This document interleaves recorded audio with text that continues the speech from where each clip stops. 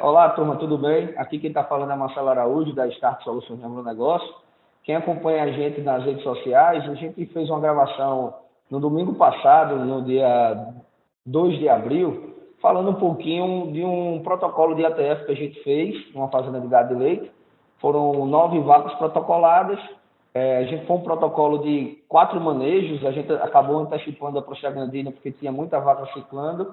E no D9 pela manhã, todas as vacas entraram em cio, ou seja, elas anteciparam o cio aí, em média, 24 horas do programado, já que a gente queria inseminar elas 52 horas depois da retirada do implante.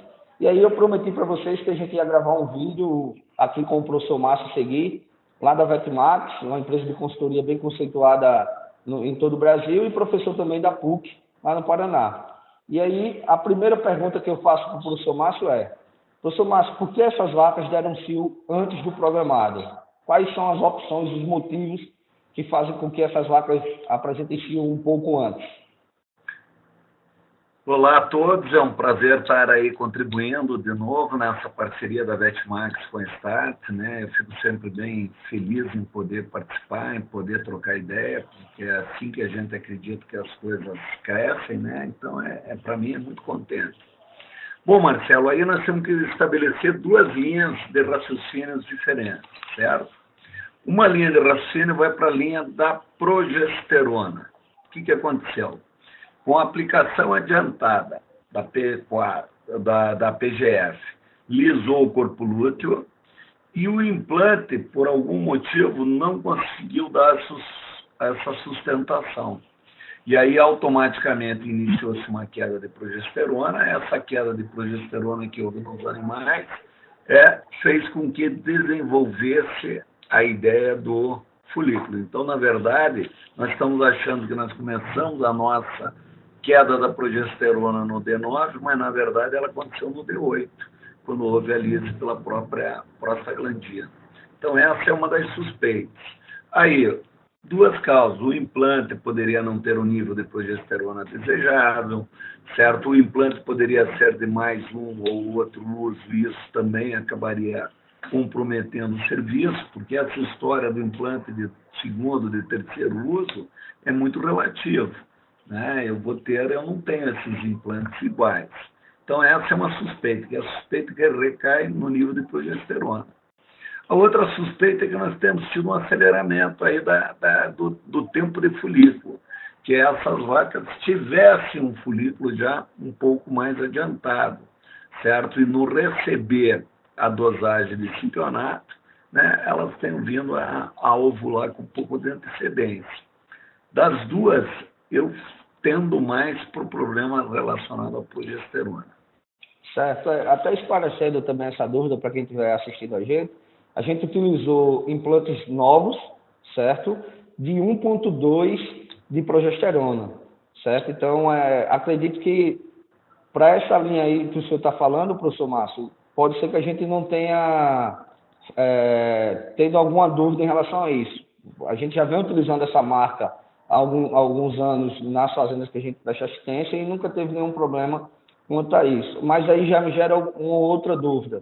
Essas vacas, sendo de alta produção, produzindo em média de 28 litros por dia, isso pode fazer com que esse crescimento acelere um pouco mais e ela deixe cio antes, ou não teria correlação entre a alta produção e apresentar esse cio mais cedo?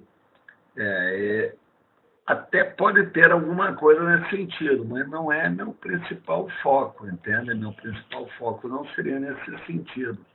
Eu acho que alguma coisa acabou desbloqueando esse crescimento do folículo.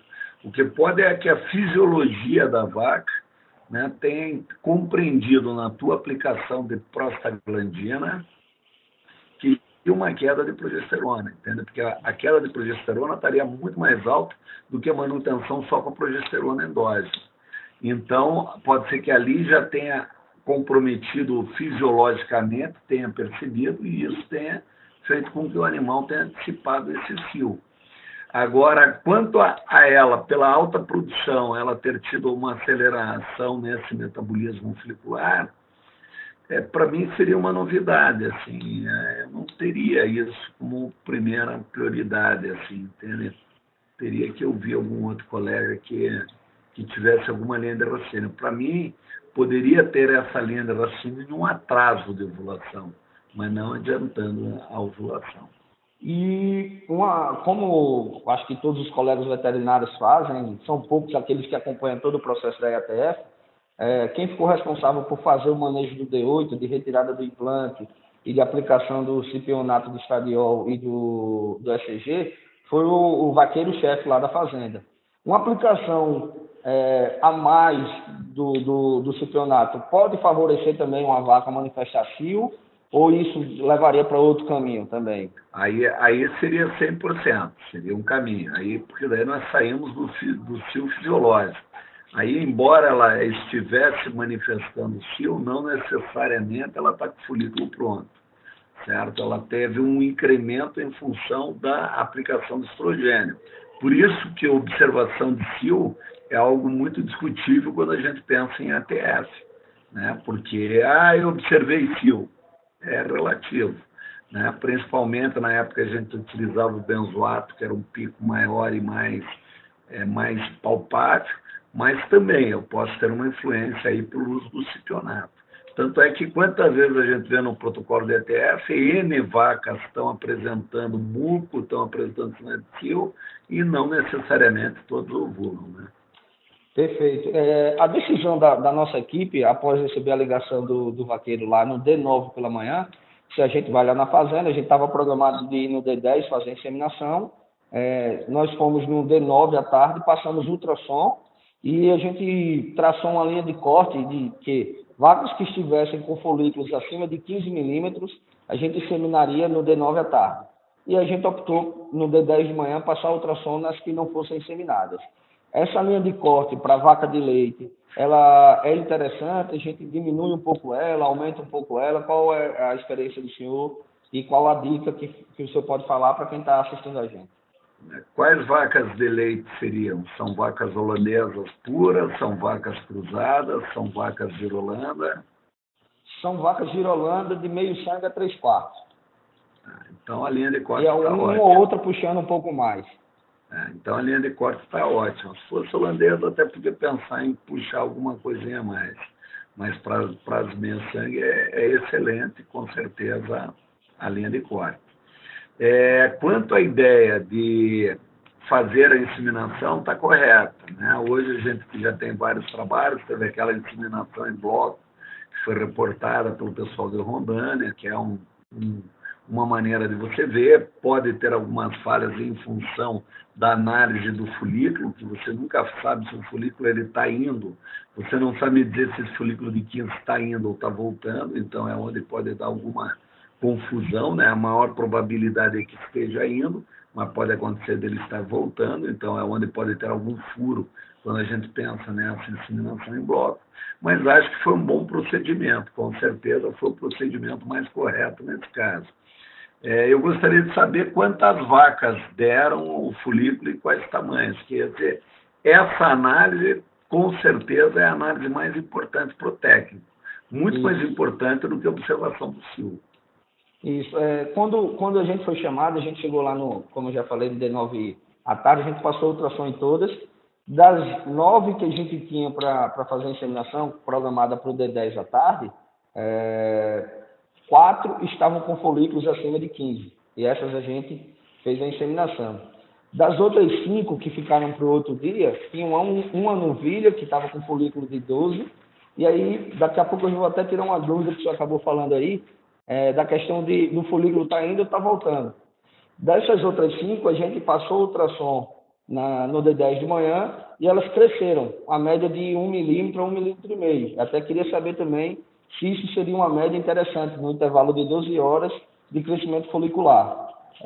Mas tem essas duas dúvidas. A primeira, o crescimento folicular diário seria de 1 milímetro, 1,5 milímetros, falando de um gado girolando meio sangue, 3/4, seria a média que a gente estaria trabalhando. E segundo, isso aconteceu com a gente. Nessa novilha, a gente palpou, o folículo dela estava com 12,5 milímetros, e no outro dia, quando a gente mediu, ele estava com 12 milímetros. Pode ter sido uma falha de mensuração na imagem, ou poderia estar caindo o tamanho desse folículo, ele poderia estar regredindo. Qual é o ponto de vista para essas duas perguntas? As duas probabilidades acontecem. O crescimento folicular está dentro de uma normalidade, ele não tem nada que altere isso. Nós temos que lembrar que mesmo depois que ocorre o pico, ainda eu tenho um certo crescimento folicular. Então, aí está tudo dentro desse encaixe. Quanto às diferenças de tamanho de folículo, essa é uma coisa que eu faço muito, trabalho bastante com preparação das pessoas, e as pessoas têm que estar preparadas para erros na medição de folículo, entende? É muito comum você confundir alguns posicionamentos em termos de posicionamento de folículo. E isso vai dar alguns problemas que possam acabar interferindo em termos de resultado aí final. Por que a gente diz isso? Porque a gente mede muito folículo e constantemente. Às vezes a pessoa pega o folículo, né? Se nós, para entendermos bem claro, se eu olhar um folículo e o folículo for parecido com isso daqui, se eu pegar essa medida certinha aqui assim, ela é uma. Se ela tiver assim, olha a luz do meio como ela muda. Se tiver assim, menor ainda.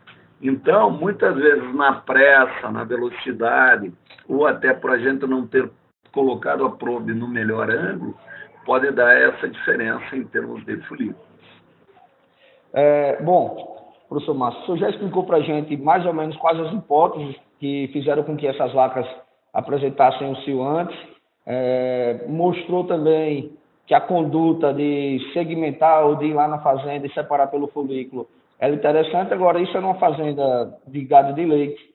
A minha pergunta é, para uma fazenda de gado de corte que trabalha com lotes médios de 150 vacas na IATF, é interessante para a fazenda, vale a pena o médico veterinário estar presente no dia da inseminação, na hora programada, para fazer dinâmica folicular e separar e segmentar essas vacas de acordo com o tamanho folicular e inseminar elas em bloco, como proposto pelos colegas lá de Rondônia? Qual é a sua visão sobre esse tema, sobre esse assunto? Bom, aí essa é uma resposta, Marcelo, que ela tem que ser num alicerce, certo? De um tripé.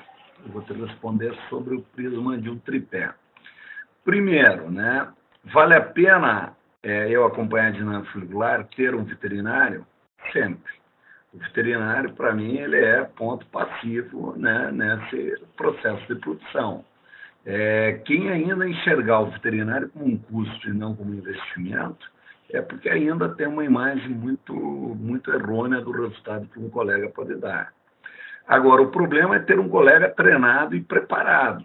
Esse é que vem a segunda etapa, por isso que eu digo que era um tripé. Então, eu tenho que ter pessoas que estão realmente habilitadas para fazer isso. A gente tem tentado dar um foco muito grande aí em treinamento profissional, que é justamente por causa disso, porque a coisa que mais me incomoda é encaminhar pessoas para a área de pecuária e as pessoas acabarem não conseguindo, né, o seu sucesso, às vezes, por questões de detalhes, né, que é justamente essa parte técnica.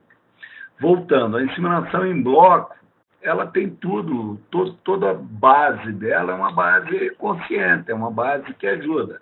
É aquilo que eu disse, para mim ela não é 100% precisa, porque para ser 100% precisa, mais do que inseminação em bloco, eu teria que fazer uma dinâmica folicular, certo? Para poder realmente ter a certeza de como é que está andando o nosso problema com relação ao folículo. Então, aonde entram os problemas? É o treinamento do colega, porque ele pode levar a um problema de manipulação exagerada e ele acaba prejudicando em vez de ajudar. Então, essa é a primeira preocupação, quer dizer, você ter alguém que está realmente treinado, você manipular folículos que estão prestes a serem rompidos. Eu posso acelerar esse processo e nem sempre ter um ócito na maturidade que eu gostaria, certo? Além disso, essa manipulação em rebanhos de quantidade de animais muito grande, ela se torna mais complicada, porque às vezes eu começo a atrasar o meu serviço, então eu faço o serviço bem feito, certo? Mas mesmo assim, o que acontece? eu atraso o serviço. Então, aquela vaca que iria ter um processo X para ser inseminada, eu começo a manipular demais esse animal, prejudicando. Então, hoje eu vejo aí a TF em bloco como uma excelente opção para quem trabalha com gado de elite, certo? Uma excelente opção para quem trabalha com gado de leite, com gado leiteiro, e vejo uma excelente opção para quem trabalha com gado de corte. Só que o gado de corte vai ter que ter viabilidade de manejo. Esse é o grande desafio, tá? Então, você vai ter que conseguir colocar dentro do teu manejo. Eu nunca digo assim, é impossível, porque eu já vi o impossível acontecer, certo? A gente sempre tem que respeitar a habilidade do colega, né? Eu brinco muito, o que para alguns é muito difícil fazer com uma bola, para o Neymar se torna muito simples. Então isso tem que ser respeitado, é importante, cada um tem a sua habilidade. Agora, o que eu vou te dizer é que para a maioria dos colegas que tenham ainda uma dificuldade de habilidade, entrar em ATFs em bloco num volume de 150 a 200 animais, ele é preocupante, certo? Porque você vai criar um atraso aí, mesmo que você faça bem feito, vai criar um atraso no manejo que pode prejudicar mais do que ajudar. Perfeito, professor Márcio. Bem esclarecedor as respostas. E aí eu faço um convite para você que está assistindo esse vídeo aí no canal da Start Soluções de Agronegócio. Tem alguma dúvida, tem algum questionamento, não concordou do que a gente falou, manda um e-mail, eu vou colocar aí na descrição desse vídeo o e-mail da Start. Manda esse e-mail para a gente vai estar discutindo sobre demais temas aí. E esse é o primeiro vídeo de geração de conteúdo que a gente está fazendo no canal. A gente pretende movimentar ainda mais o canal do YouTube, trazendo novidades, trazendo informação, tanto para quem é técnico, para quem é profissional da área, como também o produtor, para quem está lá na ponta precisando dessas informações, tá? Então, eu queria agradecer mais uma vez ao professor Márcio Segui, vou deixar um espaço para o senhor falar aí, um abraço para os seguidores da Start que a gente tem nas redes sociais, e desejar uma boa Semana Santa e uma Páscoa para todos aí. Professor Márcio, fica à vontade aí para fazer sua finalização do vídeo aí. Eu queria dizer, entende, Marcelo, que o mais importante de tudo para o técnico é a atitude. Por isso que é tão importante o preparo do técnico. E a atitude foi o que vocês tiveram quando tomaram a ideia de medir os folículos. Então, isso é muito bacana. Isso, para a gente, é muito confortante, né, em termos do resultado que possa ser atingido. Né? Porque, na maioria das vezes, o que acontece? Na maioria das vezes acontece isso. Não dá o start de resolver o problema. E a nossa função, a grande função e importância de ter um veterinário, não é para ele fazer o que funciona, é para ele consertar o que não deu certo. Eu falo muito isso. Qualquer pessoa pode ver, né? Eu vejo alguém castrando, eu castro igual. Mas o dia que a cirurgia de castração tiver um comprometimento, você não vai saber arrumar. E o outro, quem está preparado, sabe. Então, parabéns pela ideia e pela iniciativa de medir os folículos e tomar a decisão mais correta. Com certeza foi o grande, digamos assim, de toda essa história que apareceu, é a grande saída. Muito obrigado pelo convite. É um prazer estar com vocês. Uma ótima Semana Santa aí, né? E com muita paz e muita saúde a todos. Obrigado. Valeu, professor Márcio. Um abraço a todos. Valeu. Aguardo a dúvida de vocês aí.